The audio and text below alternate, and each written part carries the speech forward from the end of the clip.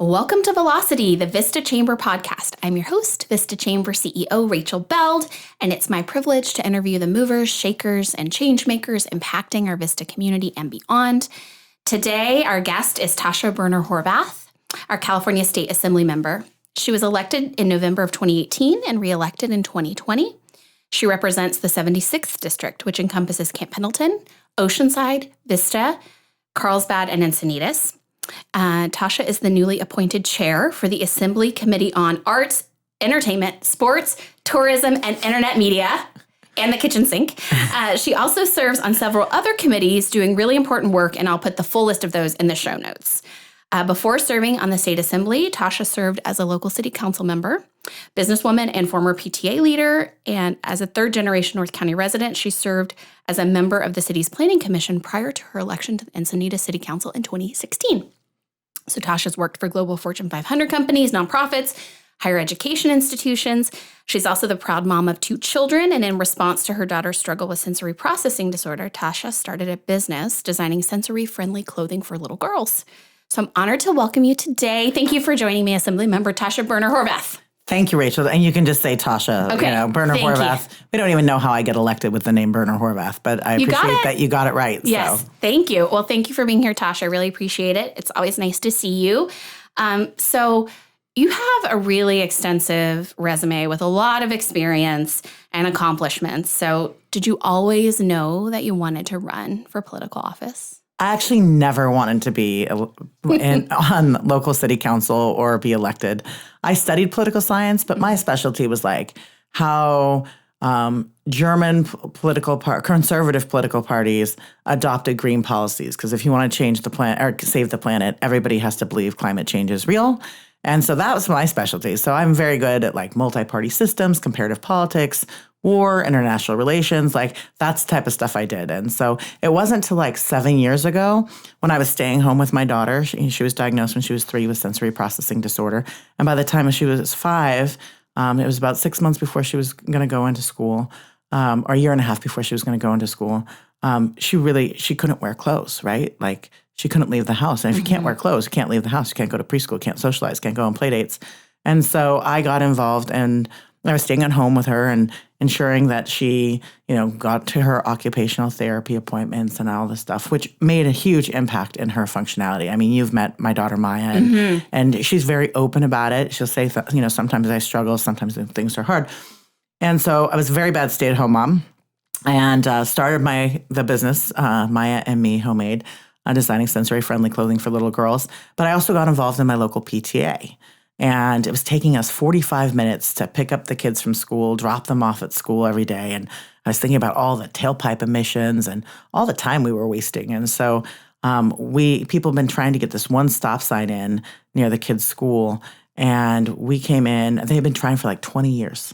And we came in, a bunch of us, and got it in 6 months. It was actually 7 years to the today that we got the stop sign in. Congratulations. Yeah, we feel very proud of it. 20 years trying. Anybody who's tried to get in a stop sign knows how hard that is. And I was asked to run for council. I was like, well, a stop sign's a horrible qualification for local government. And so I got on the Planning Commission and discovered this untapped love of land use. And it was an all-male Planning Commission. So there were 5 men making decisions about everything in our built environment in Encinitas. And I was like, it was, back then it was 2015. And so it's like, in no way should one gender be making all decisions about land use or traffic or stop signs or anything. Or anything. And so I got on the Planning Commission and loved it. And so then I did run for council in 2016 and beat out a Republican incumbent and Pete Wilson's stepson, which was a huge accomplishment.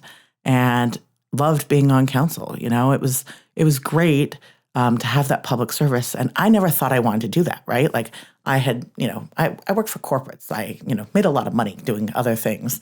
And so, but it was so personally rewarding for somebody to come to me with some issue around parking or a culvert or, people come to you with all sorts of things when you're on city council. And it was so rewarding to be able to work intelligently through with them. What are their real issues? How can we be effective as a city and make real change? And then in 2017, they were looking for a Democrat. I'm a Democrat. I'm in a partisan race. And they were looking for somebody to run. I was like, sure, I'll run, which is in retrospect kind of like a crazy ambitious thing to do because it was really, really, really hard.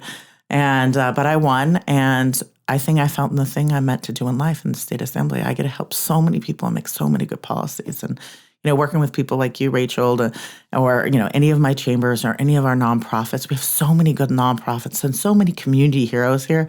It is just one of the most rewarding things I can do as a public servant is to really lift up the voices and the needs of people in the community. So I'm very fortunate and very grateful that I have this opportunity. And it all started with a stop sign. And it all started with a stop sign. Okay. Do you ever, when you drive by that stop sign, do you take a pause and acknowledge this is the thank you stop sign? Well, so we went from maybe 20 kids walking or biking to school in 2014, and now 250 kids walk or bike to school. Wow. That's a huge impact. It's a huge impact. Well, so we needed the stop sign to change the traffic flow. Once we changed the traffic flow, we got a queuing lane, which is like a $500,000 investment in a largely neglected school in Leucadia, and it's one of our Title I schools in Encinitas. And so it had a huge impact. So it was like a series of things that we did. But Maya now uses it every day. But just the volume of people who it's affected and their quality of life, and our farmers market's also there. So it helps improve safety. We've had fewer accidents, so you're keeping people safe and getting people to walk and bike. And we live in a beautiful place where people really, if they have the infrastructure, will choose to walk and bike. Mm-hmm. Absolutely. Absolutely. That's awesome. So you mentioned briefly about Germany, and I know you lived abroad. How did that experience shape your work as a public servant? Well, I think it's really interesting. When I went to Germany, I was just going to do my dissertation, which actually I never finished. I met my husband and fell in love and had to choose between love and dissertation, and ended up staying there for 12 years and having really great opportunities. That's where I worked for Deutsche Telekom, which is the parent company of T-Mobile. And I worked with a lot of nonprofits. I did a lot of consulting. In fact, I consulted with a public-private partnership with the World Health Organization on eradicating and neglected diseases, which I never thought was going to be relevant in the state assembly until we had the pandemic. And then, I was able to do things that a lot of people couldn't do because it gives me that experience. So I think I had a breadth of experience, but also I was a foreigner. It's really hard to get German citizenship. So even though I lived there for 12 years, I was married to a German citizen, had 2 children, I never qualified for German citizenship. So I know what it is to live in a country where that's not my native language, and and to be a foreigner where you have different concerns. And so I think that experience, and both my children were born there. So when we moved back here in 2012, my son went, we put him in school, and he was an English language learner. And so he wasn't mainstreamed until the end of 2nd grade. So I think it's given me inadvertently a lot of different personal experiences that make me able to connect with a lot more constituents than I think you would think about when you first look at me. Mm-hmm. Wow, that's great. So what about being a parent? I mean, obviously you wanted to put in a stop sign because of your kids and the experience there, but how else has being a mom impacted the work that you do? Does it impact the policy that you want to create and the ideas that you have? I think, being a mom fundamentally changed who I was. It made me a more compassionate person. I think anybody who's had children and, puts somebody else above themselves has that experience. And so I think that did fundamentally change who I am as a person. But also a lot of the policies, I do a lot of work on education and education budget. We passed one of the most impactful education budgets just a few weeks ago in June.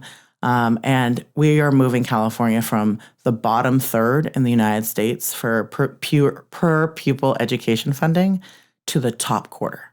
Amazing. And that is because not only me, but a bunch of parents have gotten elected in the last 4 years. And so we all see the differences. And especially if you look at my district right now, you have some schools that they get a lot of their funding from property taxes, and some schools that need some extra help. And Vista Unified is one of those school districts that needs some extra help. And looking and really working with my local trustees, working with my superintendents, working with my teachers, working with parent groups, I've been able to really advocate for those changes at the state level. And I wouldn't do that without those connections. But it's, I think it's also because I'm a mom and I see my kids have a garden at school and they learn science by planting sunflowers and looking at, the ecosystem, and they're learning that. And why do they have that opportunity in Encinitas Union High School or Encinitas Union, but maybe not everybody has that in Vista? You look at that kind of equity issue. And as a parent, I see that, but also during the pandemic, you saw schools that were open, schools that were not open. My daughter, she was in third grade, when the pandemic hit. By the beginning of fourth grade, she was already back in hybrid 2 days a week. So many districts throughout the state never reopened. And there is an equity issue on who was able to reopen, which means there's going to be an equity issue in what we call learning lag. Right? The kind of the lag in learning. And so I really worked with, I used to be the assistant majority leader for policy and research in the assembly, which means I was the nerd of the assembly, which is a very good job for me. I was queen of the nerds. And we did a publication for the Assembly Democratic Caucus on what does the literature and science tell us about how do we best combat learning lag? And there's like a very prescriptive thing, like these are the best practices. So I took, the findings of that and went to all my school districts and I said, this is what we need to do. And then 6 months later I checked, it was like, are you doing it? And they are. But I hope every assembly member takes that initiative to really be involved in the community to make sure every kid can succeed like my kids can succeed. So I think parents, and then obviously I'm a very big environmentalist, and I said it before, if you want to save the planet, everybody has to believe climate change is real. And so I look at it not through my lens, because we're not going to suffer the worst impacts of the climate crisis. It will be our children. And I know you're a mom too. And that, when you look at extreme heat, when you look at sea level rise, I am fortunate enough to chair the select committee on sea level rise in the California economy. And that's going to affect not only our coastal tourism, but it's going to affect goods transport. Like we think there's basically the San Diego, San Luis Obispo rail corridor is the second busiest rail corridor in the entire United States. And so you look at how that would impact it and how does it impact homes and schools and infrastructure. And it's a really big problem. So I do a lot of work on the environment. And that's probably directly a fact of not only my values, but the fact that I'm a mother. Yeah, absolutely. It's interesting. I've had the privilege of interviewing a few elected officials on the podcast, and almost every single person talks about their connection to their children or to children in general impacting the work that they do and thinking about leaving this place better for who is behind us. And so I think that's a really important thing to say and to feel and to do. So that's great. We want to invite you to listen to the Same Business Different Day podcast, where we sit down with business owners, entrepreneurs, and great minds to talk about their stories and how they got to be as successful as they are today. If you're a business owner, this is the show for you. You get the tips and tricks from people just like yourself. If you're an aspiring entrepreneur, this is the show for you. You get to hear from some of the best storytellers about their journeys. If you're an avid podcast listener, this is the show for you. We release every Tuesday morning on YouTube, Spotify, Apple Podcasts, and wherever you listen to podcasts. Subscribe to Same Business Different Day. We make this show just for you. Hi, it's Carrie from Solatube Home in Vista, California. If you're looking for ways to brighten and cool your home, we are your natural light and fresh air experts. We offer a selection of daylighting and ventilation products to help make your home beautiful and comfortable. And the best part of all is you won't be using any electricity to brighten up. We can bring beautiful, natural light into those dark spaces in your home, transforming them into beautifully lit spaces in less than 2 hours. No mess, no fuss, just amazing natural light to make your home look and feel great. If you're looking to cool off your home, we have a complete line of ventilation products to keep your home and garage cool. We want to make cooling and refreshing your home easier and more energy efficient than ever with our line of whole house fans, solar attic fans, and garage fans. Our certified installers carry the full line of Solatube daylighting and ventilation products on their vans at all times. Installation can usually be done in about 2 hours. No messy drywall, paint repair, structural changes, or re-roofing needed. It's pretty much the easiest home improvement project you'll ever take on. At Solatube Home, we offer no obligation appointments throughout Southern California. Visit our website at solatubehome.com or stop by our showroom conveniently located in Vista at 2210 Oak Ridge Drive, or give us a call 619-375-1629. We look forward to brightening your day. Okay, so what is your most favorite thing about being an assembly member? Like, what's the very best part? I think before the pandemic, I would say it was being able to pass good legislation. Okay. Like, I write a lot of my own bills, and that's not so common as you would think. And so one of my first bills was a bill, AB 467. I wrote it with Corey Schumacher, who was a council member in Carlsbad and 3-time world champion surfer. And we wrote it, and it basically says you can't pay female athletes less than male athletes on athletic contests on state lands, which, this was 2019. Like, it was like, for you, I think for normal people, we're like, that's a no-brainer. Why would you pay? There's nothing less enjoyable about watching women surf or skateboard than watching men surf or skateboard, right? But it's how the industry was kind of constructed. And we said, okay, private sector is one thing, but on public land, on state land, this is going to be our policy. And being able to do that kind of work that impacts generations. Look, we have the San Diego Waves now as our women's soccer team down here. And I was talking with some of their organizers, and they were like, that's amazing that you were able to do that. And it's just all these things that we could do around sustainability and opportunity and equity. During the pandemic, I think that changed a little bit. I think, as I said, I used to consult with the public-private partnership with the World Health Organization. And so when the pandemic hit, I actually knew about policies around pandemics. Like, I knew how long it was going to last. So I asked the speaker for permission to go and use what my skill set is, which is to talk to people, figure out what's likelihood is going to happen and how to change policies to make it better for Californians. That's like where my skill set is. And so I interviewed 10 economists and it's like, what's going to be the impact of the pandemic on housing, on policies, on healthcare, and on this? And basically inadvertently predicted all the opening and closing of the pandemic. And you were the first person I heard in one of our committee meetings talking about the oscillating economy and like the opening and closing. And I remember bringing that back to my board and saying, I heard about this concept, like things are going to open, things are going to close, and we were all like, okay, how can we be prepared? How can we support our businesses? If this is what's going to happen, how can we be prepared for that? And so you were the first person that I had heard use those words. Yes. And that is, thank you for remembering that. I think people thought I was kind of crazy when I did it. Maybe I did a little bit. Yeah. It was like May of 2020 or June of 2020. And I think everybody was like, really? Really? Is that what we're going to do? But it was like, I just collected the information from economists, kind of put it into like a model. But we were able to do things in the office. So we had a webinar with my friend Cindy Darlington on how can restaurants, she does a lot of restaurant marketing work. And work with restaurant promotion. And so she's like, how do restaurants survive the pandemic? How do our small businesses survive the pandemic? And there were small things that businesses could adjust, and you're going to see them. A lot of our small businesses, a lot of our restaurants still offer takeout. And, because there's just a different profitability when you shift things, right? We still allow takeaway alcoholic drinks, right? We're still allowing the outdoor dining, which it's kind of crazy. We should have always allowed outdoor dining everywhere because we live in a beautiful place, and I always say we don't really have weather, right? It's like warm, warmer, slightly less warm, right? I barely have eaten inside a restaurant at all because there's so many options to be outside, and we have such beautiful weather. Exactly. So it's not even related to the pandemic anymore, but it's related to, that's a quality of life issue.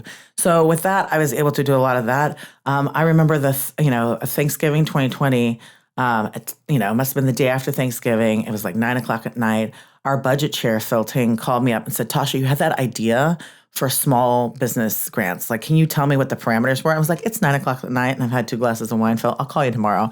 But then I called them back and I had done some, I had interviewed these economists. I had done some research on what other states were doing, what other countries were doing, and kind of came up with what ended up being billions of dollars that went to our small business grants, and was, I'm fortunate to sit on the legislative coordinating group with the governor's office. So I was able to say, like, look, this isn't working. This is working. What about, school reopening? And I was able to do a lot of that.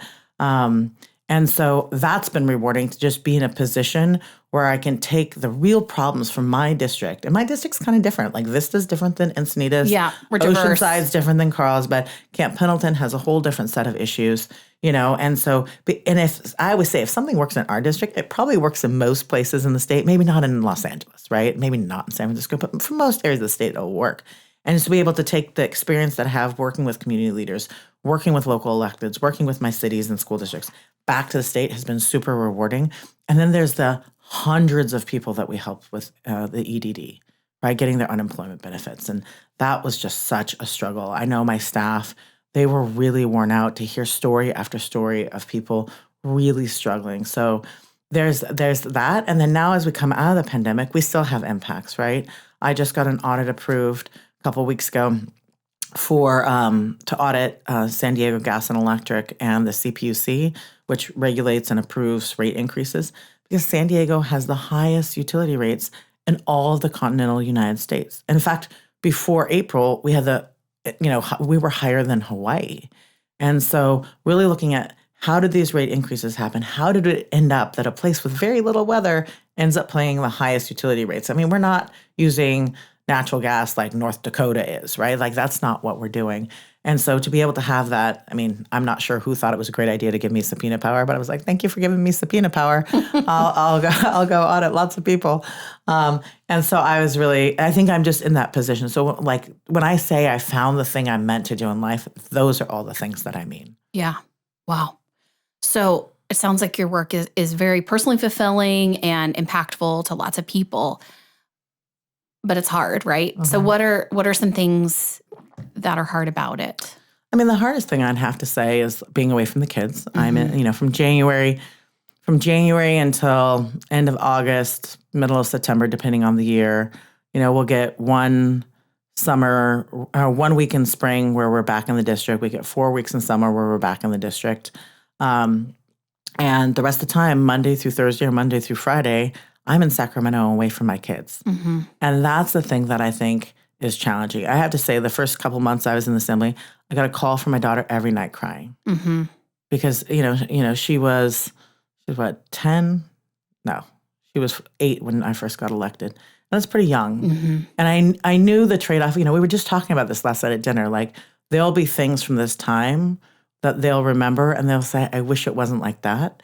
But there'll be things from this time when I'm in the assembly where they're like, thank God my mom did that work, right? So now the conversation at dinner is like, on Sunday nights when I'm saying, okay, Maya, I'm going to Sacramento tomorrow, Maya will say, are you going to pass good laws? And I look at her, I'm like, I always pass the best laws, Maya. She's like, then you could go to Sacramento. Yeah. And I think, whether or not it's Maya or my son Mate, who's 14, for them to see their mother going and affecting change will fundamentally change what they see as the impact of government. And so as much as it's hard, and it's personally hard to be away, and it's personally hard to, have basically 2 places that you're sleeping, I think at the end of the day, it's worth it, but it doesn't mean it's less difficult. Right. Do you think that's why, you mentioned earlier that there were more parents that have been elected recently, the last few years. Do you think that's why? Is because it is so impactful on families to serve in this role? And that maybe parents have realized the sacrifice is worth it because the work is so needed right now? I think there's something about that. I think what you've seen since 2016 is more parents concerned about the future of their kids and willing to step up. Mm-hmm. Whether that's on the climate side, whether that's a partisan issue. I think that's why I ran. Mm-hmm. I ran because I wanted to save the planet for our kids. And so kind of fundamental thing, right? And where can I have the most impact on that? And I saw a lot of laws from the state that maybe needed some amendments, needed some tweaking. Maybe we needed different laws to ensure a better future for our children. But it's interesting. In my class that I came in, I think we had 7 people in my class. No, we had 8 people in my class of people that came in 2018 to the assembly, and 7 of us are parents. Mm-hmm. And how we view the world, people who choose not to have children are equally good legislators, no question. It's just a different perspective, of course. Right? And so, but it's interesting because we'll go and there'll be certain bills that are coming through the assembly, and the parents will get together and be like, I had this experience with my kids. And they're like, yeah, I had that experience.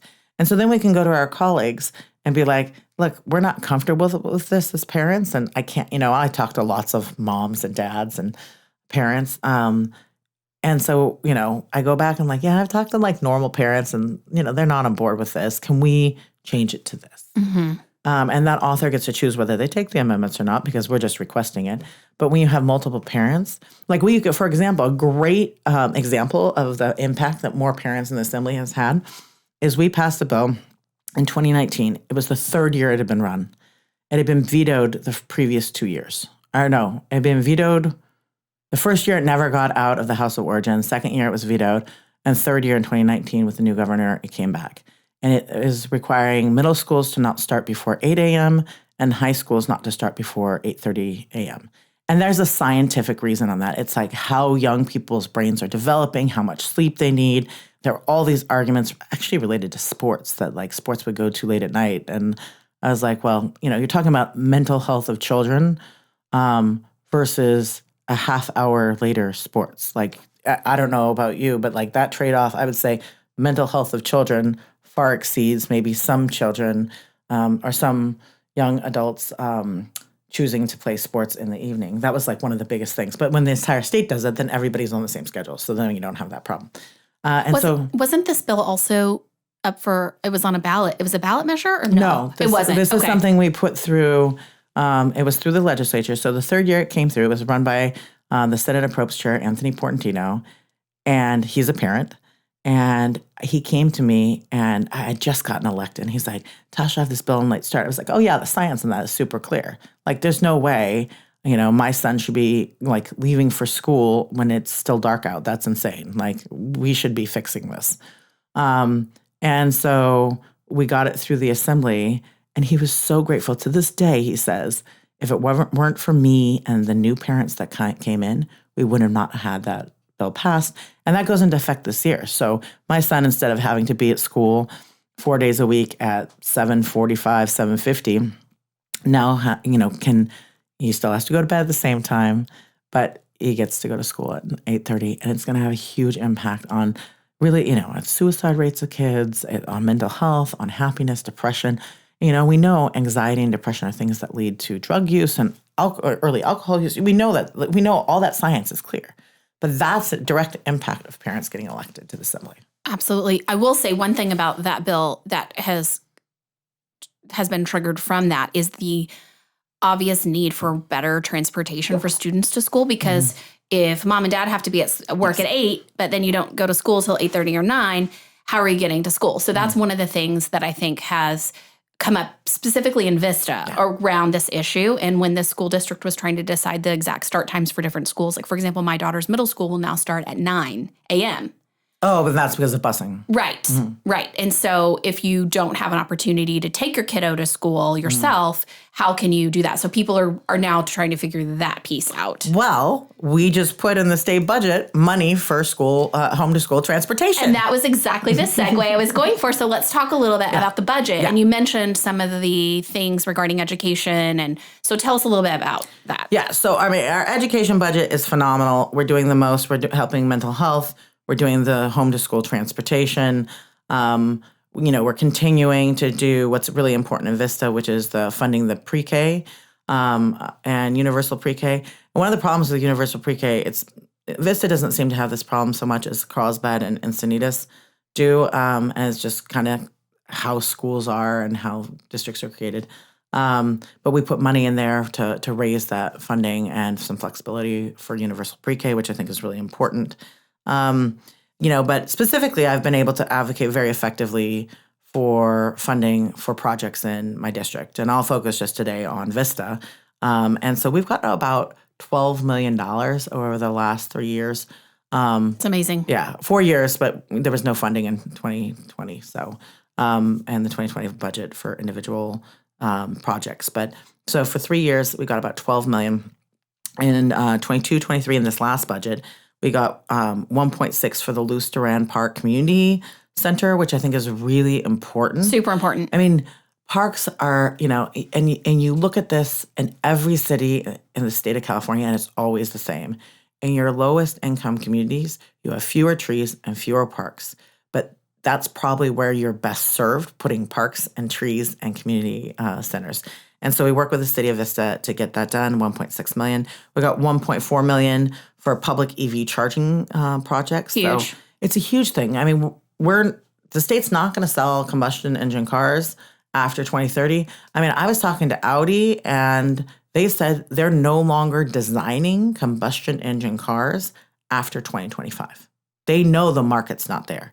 But my concern is if people don't have the means to charge at home, say they live in an apartment, they have an assigned spot that doesn't have a plug, Right. how are they going to go to an EV?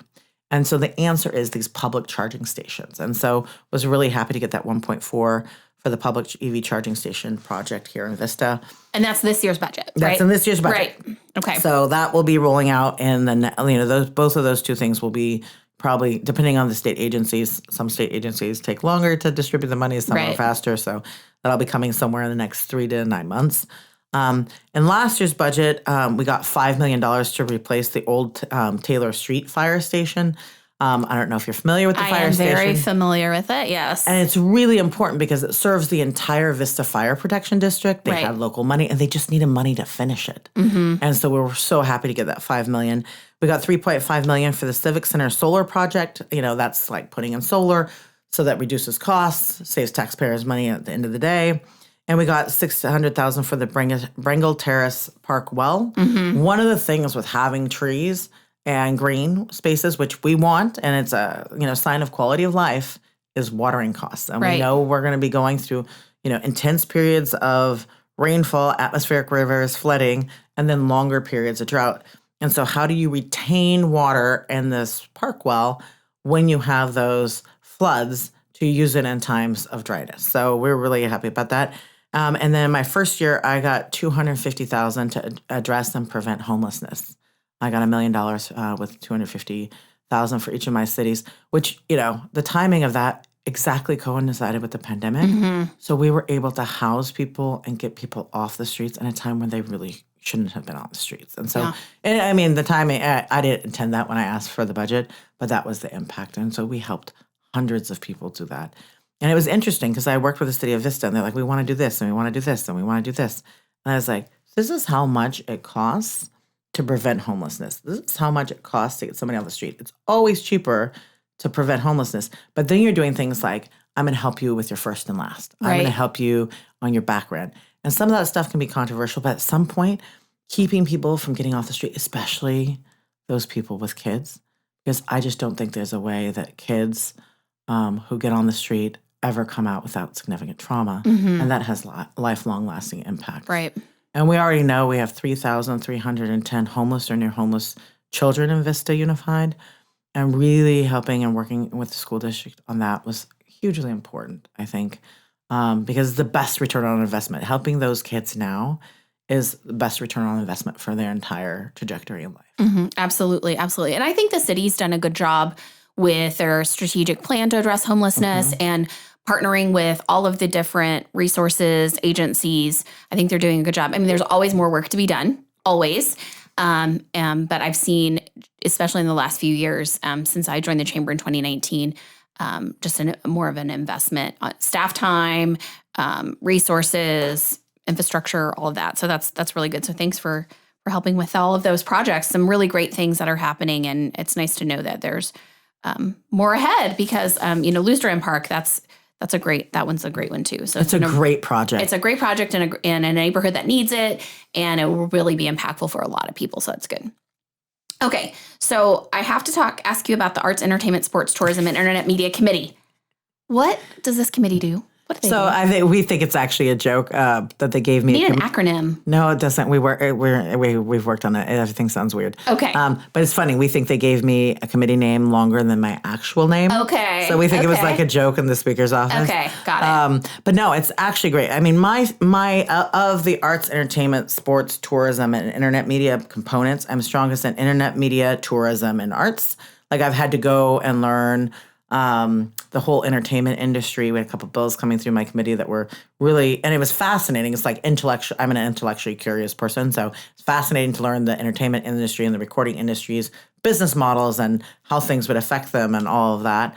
But arts, we were able to get millions of dollars to expand cultural arts districts in the state of California.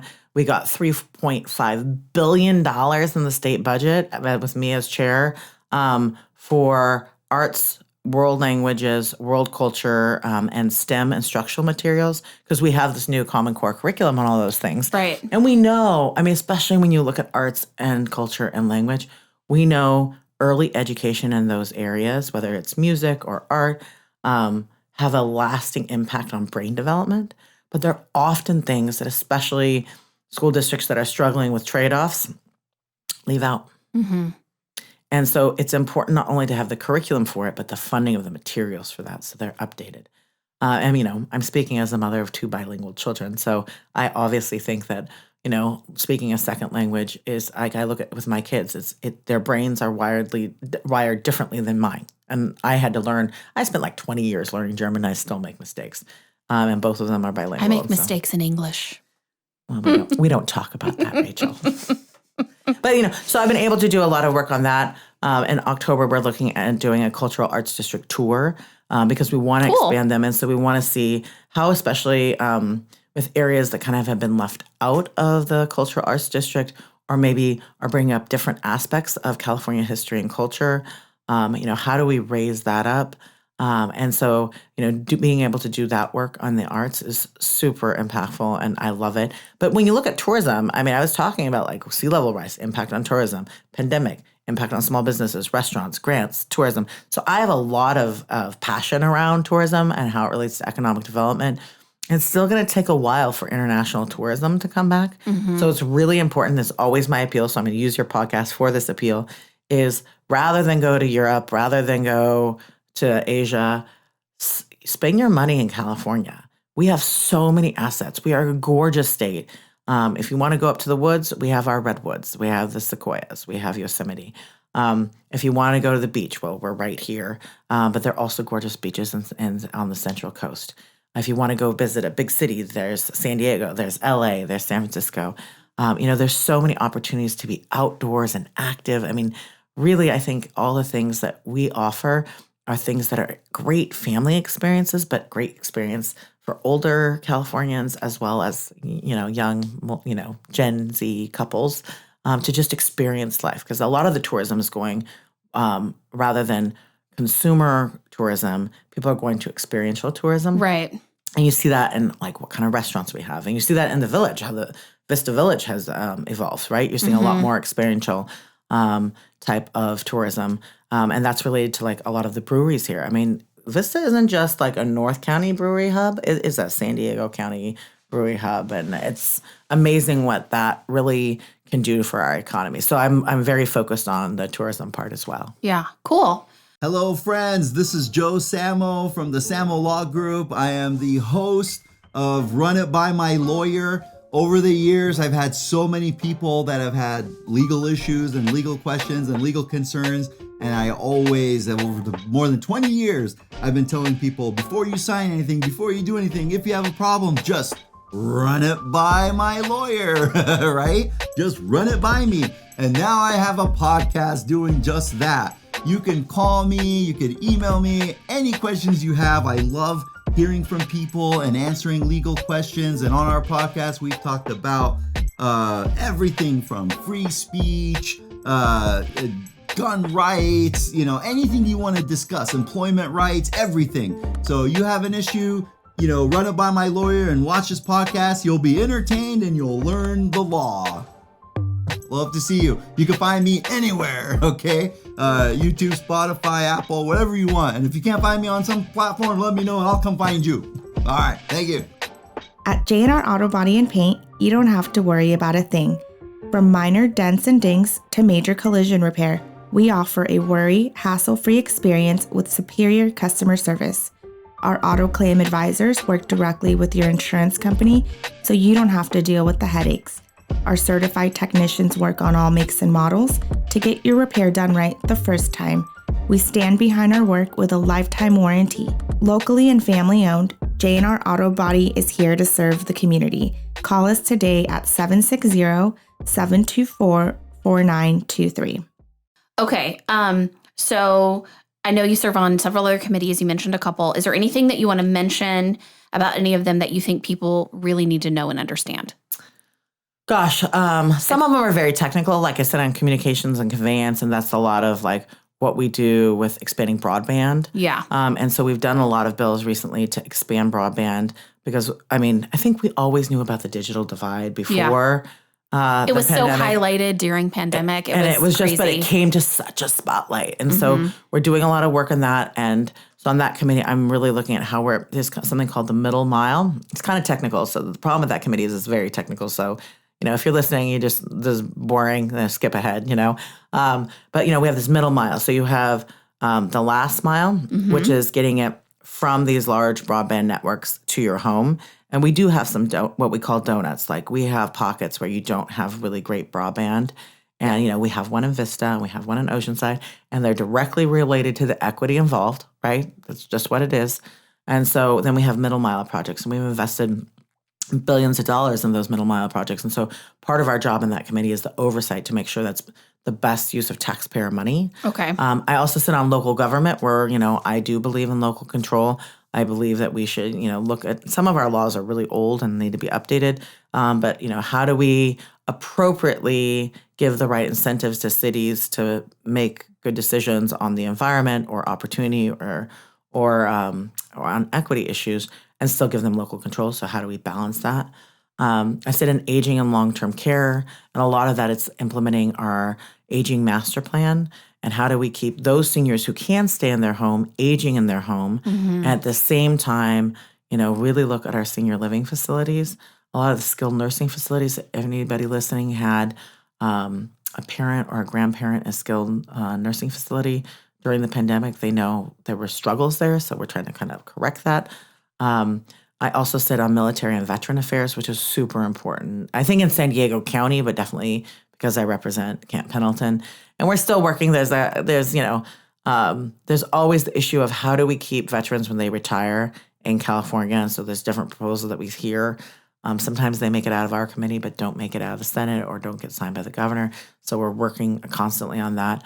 And I do a lot of work locally with my Blue Star families, a lot of the spouses who they're stationed here for a couple of years. So we're always looking for opportunities to look at how do we have cross-state qualifications. Right. So if somebody moves from Arizona here or somebody moves from Tennessee to Camp Pendleton, how can that spouse still continue to do their job? And how are we making sure those kids feel integrated in our society? We have a lot of great nonprofits doing that work. But also when people come out of Pendleton and they want to stay in this area because it is a gorgeous place. And we do have a lot of veterans throughout our community. How do we help them transition? So we've been working with Pendleton on those transition programs. And those are types of things that I do. And obviously the Joint Legislative Audit I mentioned before is a very powerful committee because you have subpoena power and the state auditor goes in and they really look in depth on all the different issues in a way that I don't think me and my staff, even with my committee staff, could ever approach that level of thoroughness. Right. And then you get really concrete recommendations, what we as the legislature can do to address the problem. So, I think there's all that work on those committees. And obviously the Select Committee on Sea Level Rise is super important to San Diego County. It's a lot.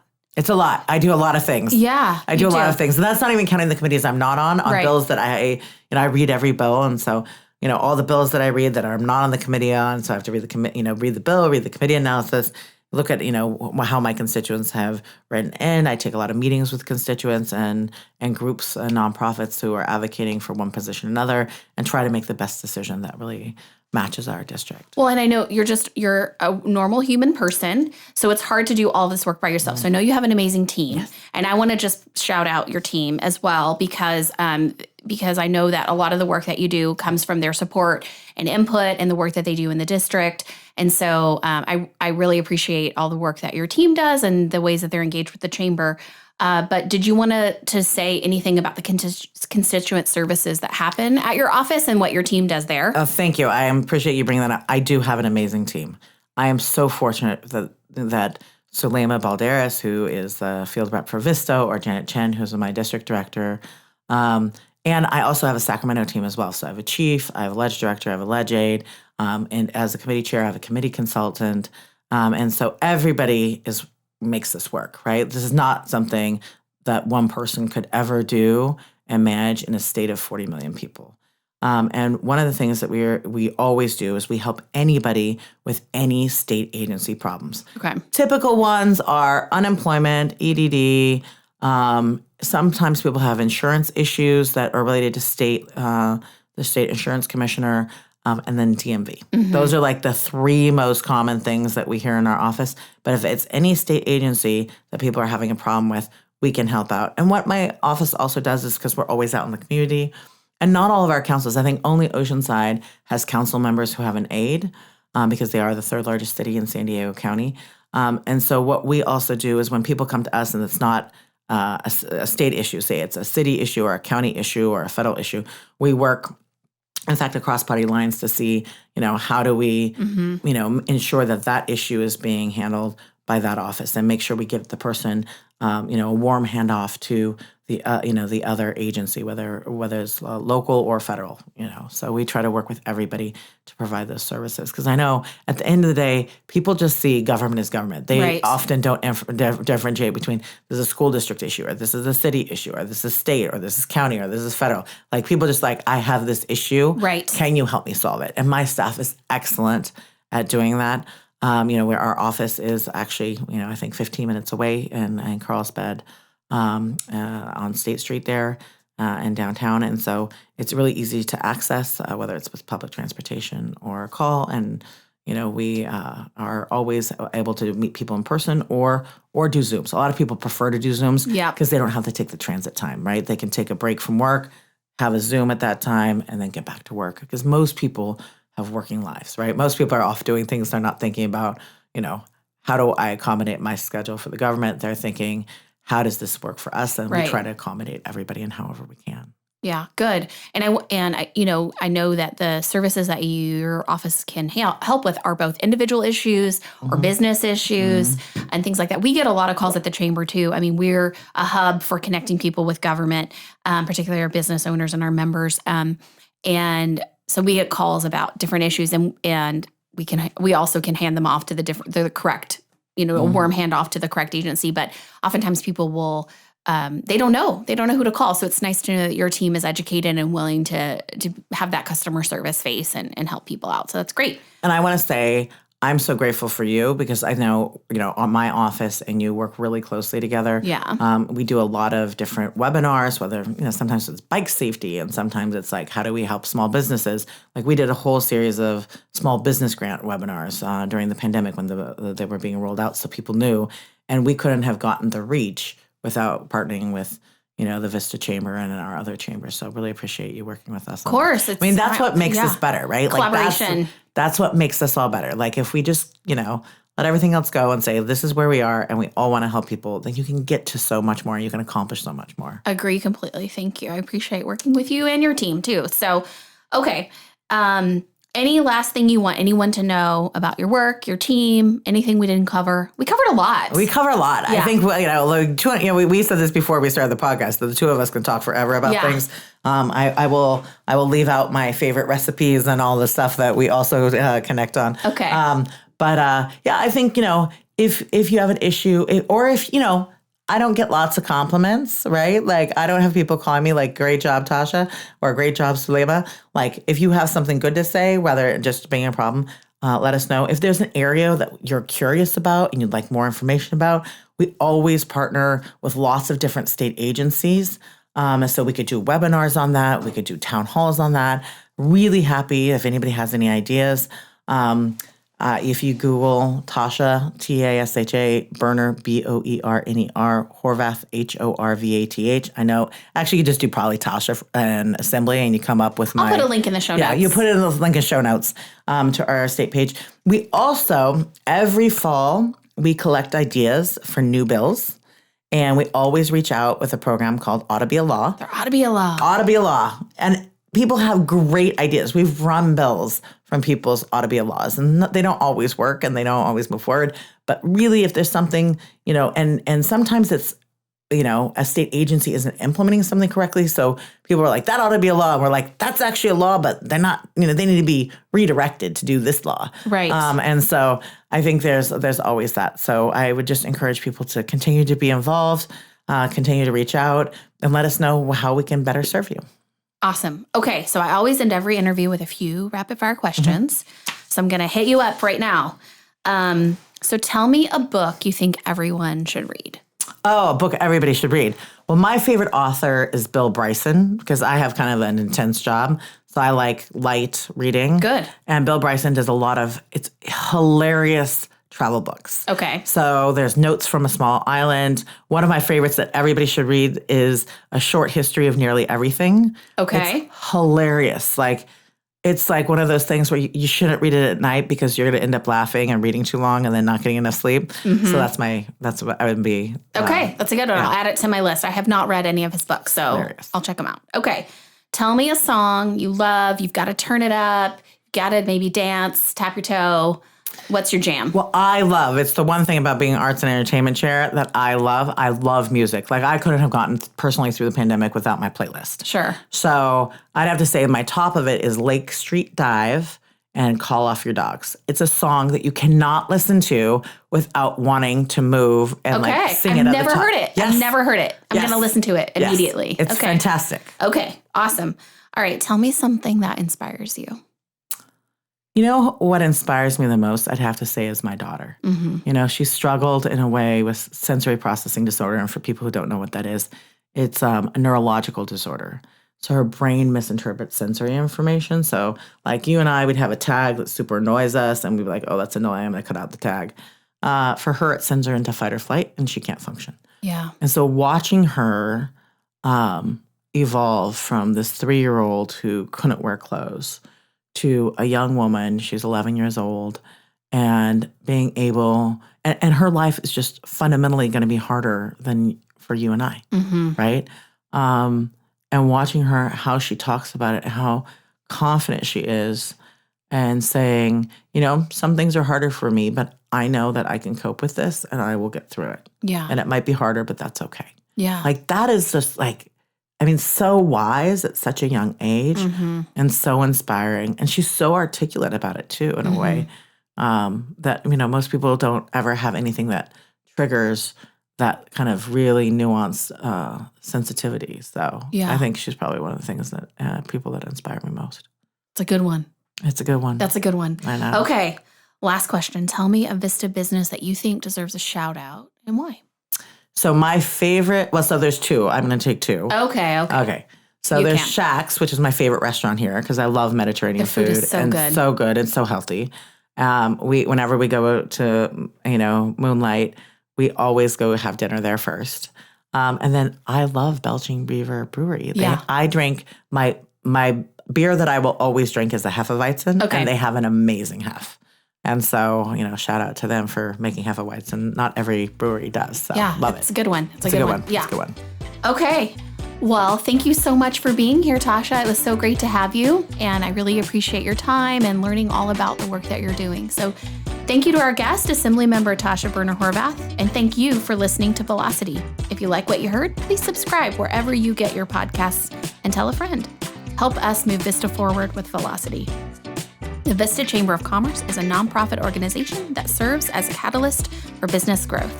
Visit us online at vistachamber.org.